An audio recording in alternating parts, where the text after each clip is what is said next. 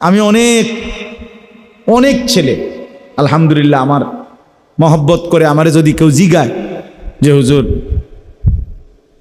গুনাহ ছাড়বার কথা একবার মনে হয়, আবার গুনায় জড়াইয়া পড়ি, কি করব? বা মাঝে মাঝে সিদ্ধান্ত নেই ভালো হয়ে চলবো, আবার 15 দিন পরে 20 দিন পরে আবার টেম্পার জায়গা, পারি না, কি করব? তা আমি সবসময় বলি চেষ্টা করবা কোনো আল্লাহওয়ালার কাছে আসা যাওয়া করতে।